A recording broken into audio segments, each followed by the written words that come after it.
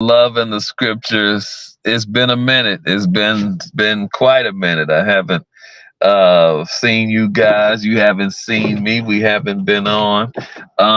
Little sabbatical that I am on.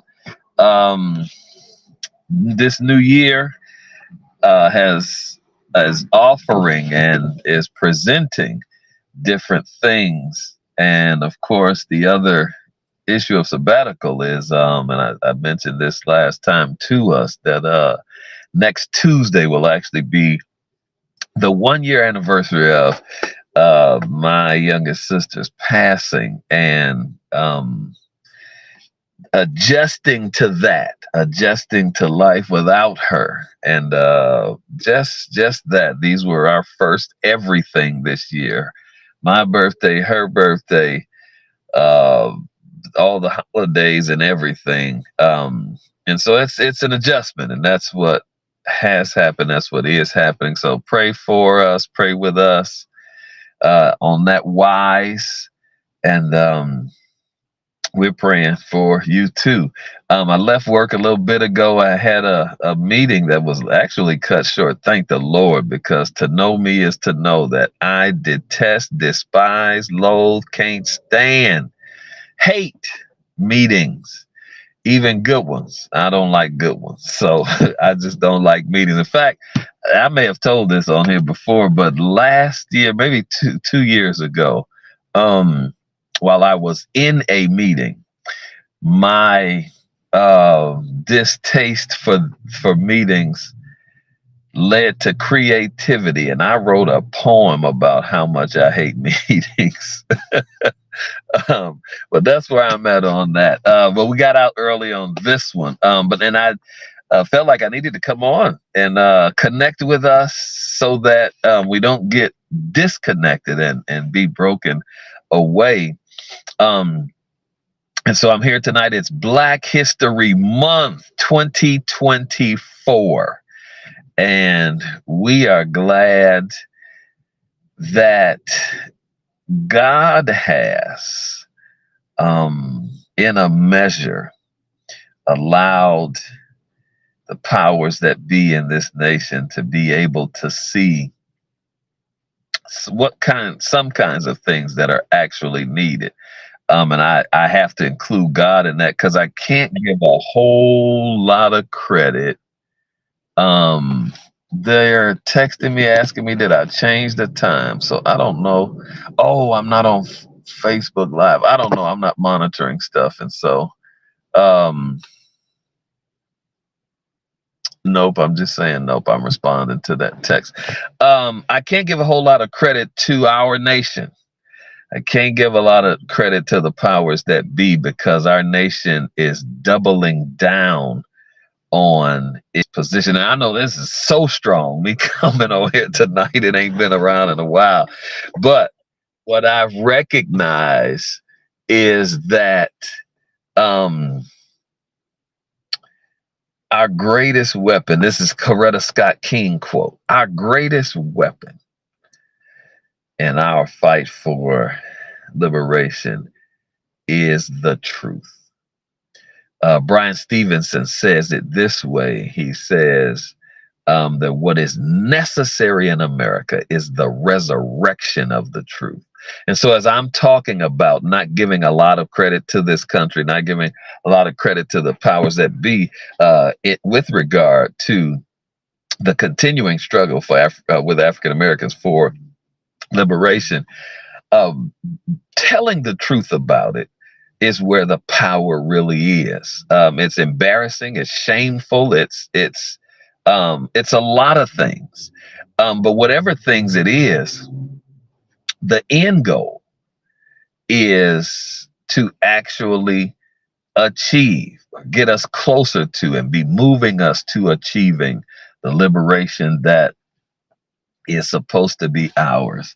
And I'm just on here tonight. I'm talking about Black history because that's where it is. Of course, to know me, you know this is my personal passion. It's been my focus. It's been my where my attention has been for the last 30, almost 40 years of my life now. It's what I focused my life on. And so that and you wake me up any time of day or night, and this is the lane that I'll be in.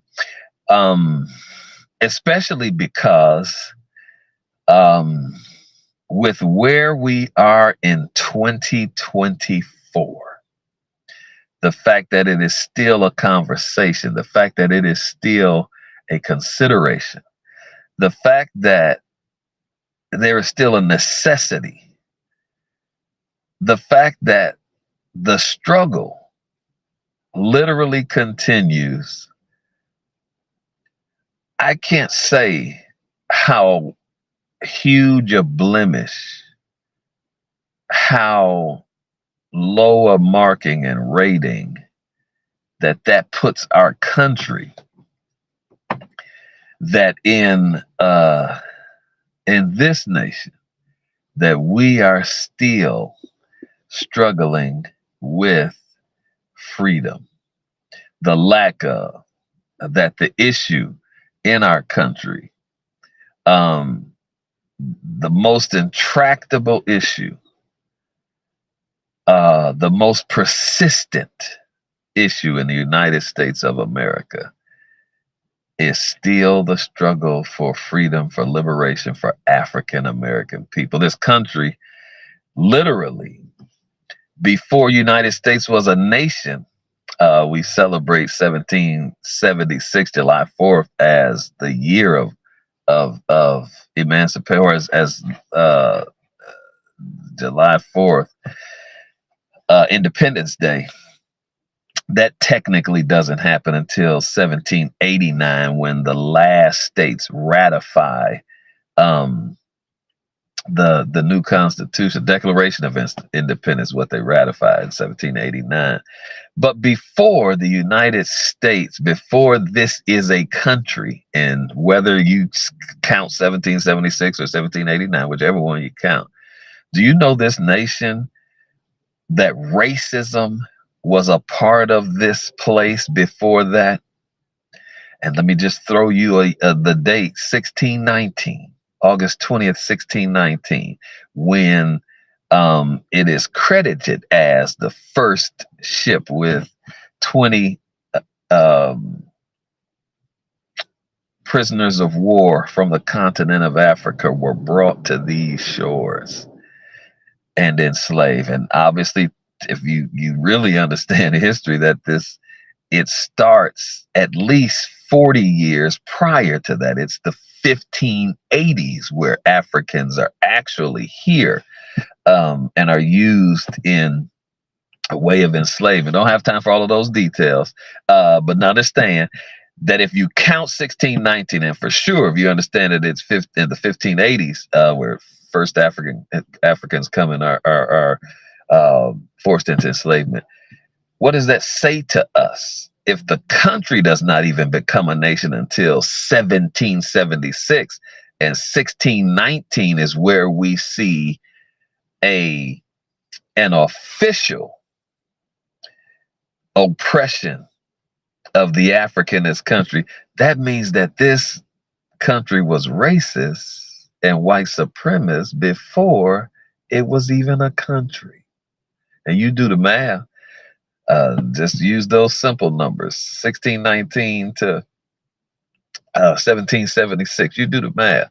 How long a period of time is that this country is genociding the natives, the autochthon, the native peoples? Yeah, I started to say autochthonous, but that's another discussion too. What the autochthonous people look like, but the Native Americans, for sure, as the European has come here and genociding them, and then importing the African as as prisoners of war.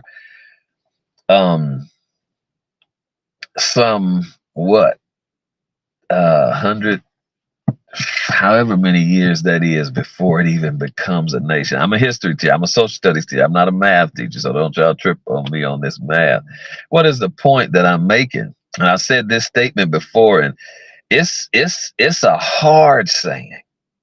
But I have a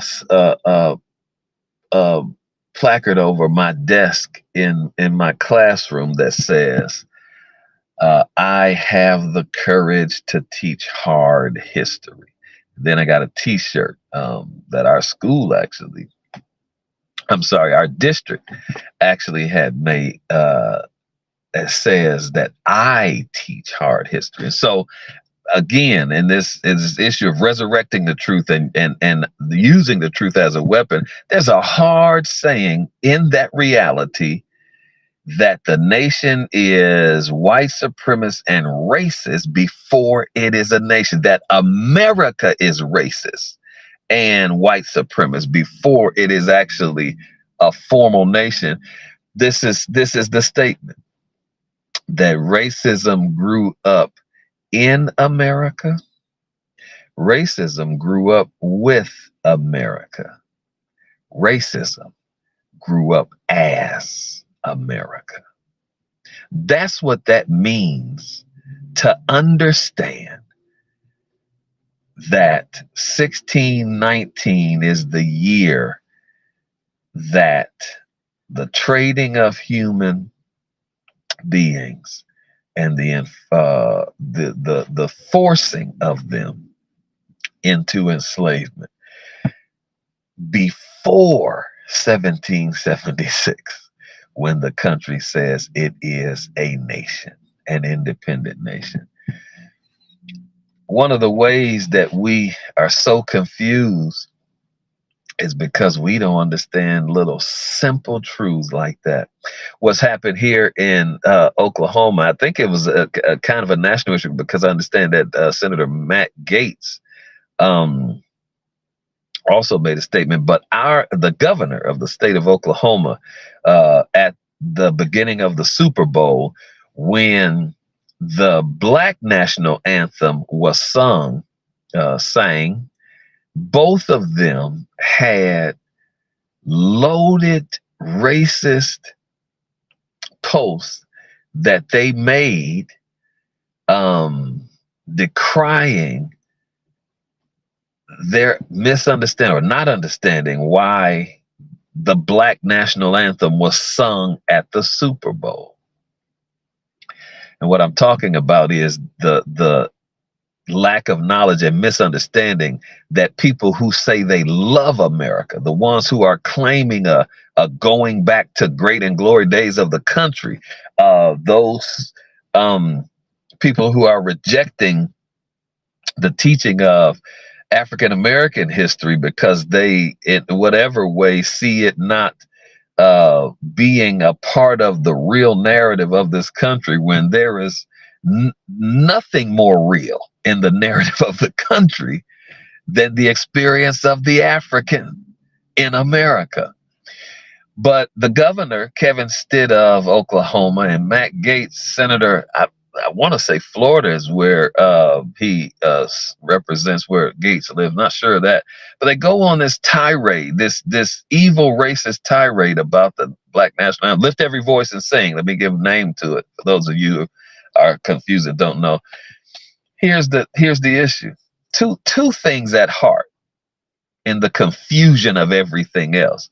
Number one, the Star Spangled Banner, which is the country's national anthem, the third verse of that is about the enforcement and support of the enslavement of African people, about slavery.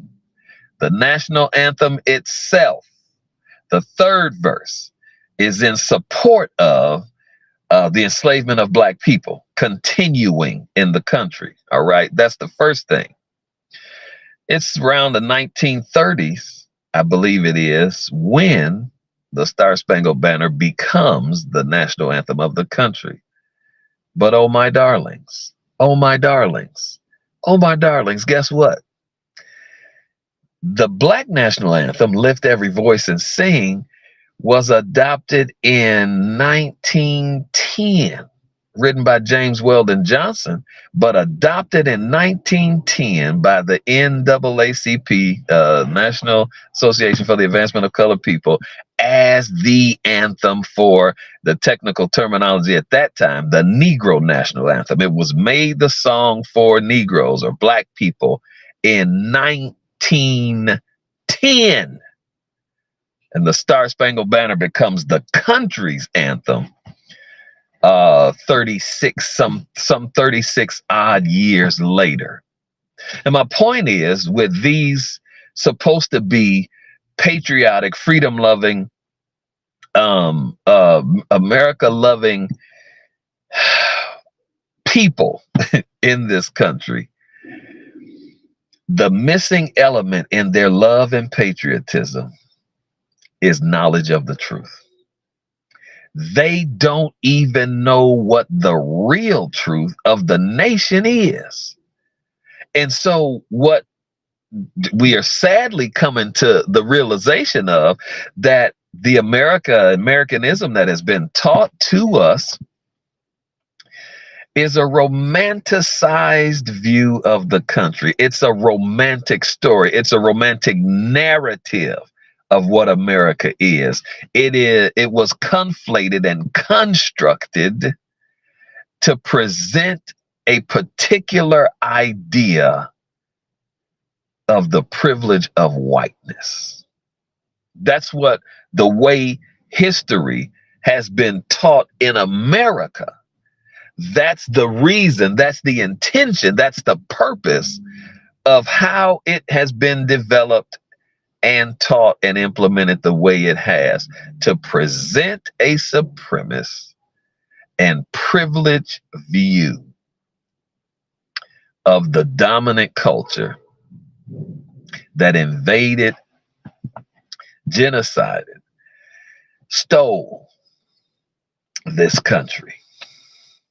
And I can't include built in there, because without the overwhelming contribution in terms of 246 years of free labor provided by African Americans, you cannot claim, it cannot be claimed, that white people built America. And you can throw out the names of the DuPonts, and you can throw out the names of the Fords, and you can throw out the names of the Rockefellers, and you can throw out the names of the Guggenheims, and all of those kinds of names, who were people who were magnates with huge fortunes and wealth. But again, my beloved, again, understand that their wealth is made by labor, free labor, of people who have been enslaved, that look like me, my ancestors, African American people. And so on this Black History Month, we've got to be careful.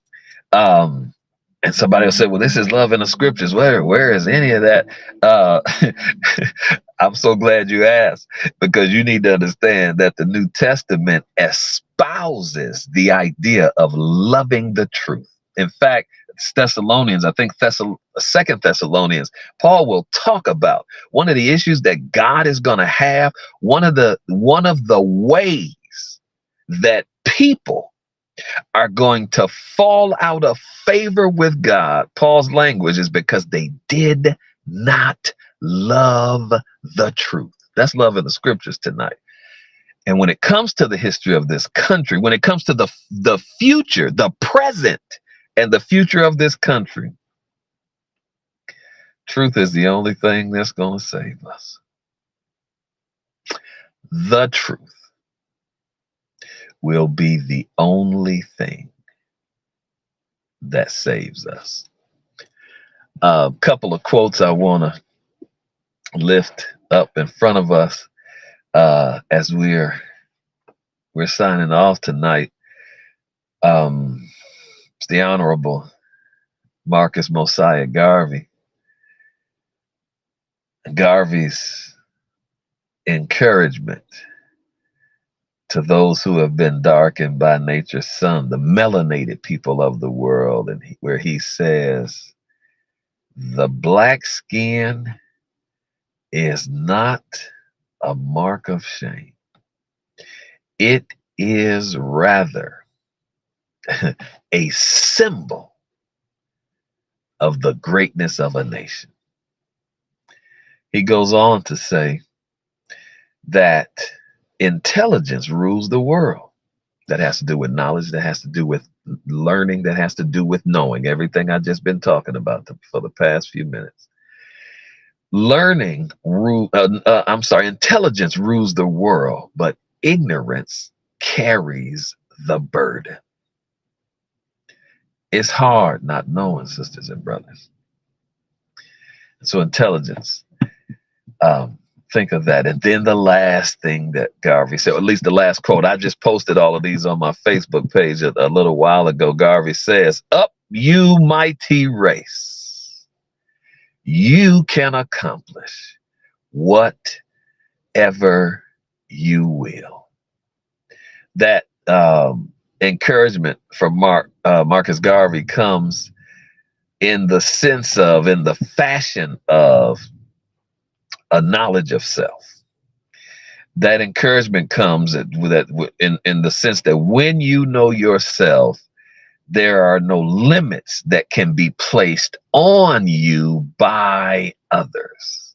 But if you don't know yourself, if you don't know who you are, people can tell you and will tell you who you are. That's what we've suffered through in this quagmire of a nation, of the United States of America.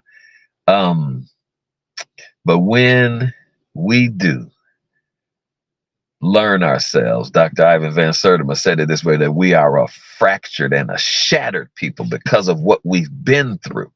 We're a fractured and a shattered people. But Van Sertima goes on to say that it is in, again, knowing yourself.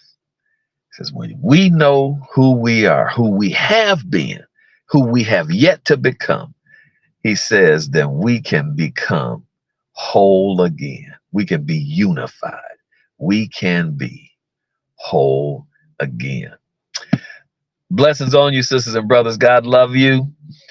So glad to be on and get to share again with you on tonight. I'm saying to us again that I'm not going to come on next week. I'm going to take next week some good time for myself.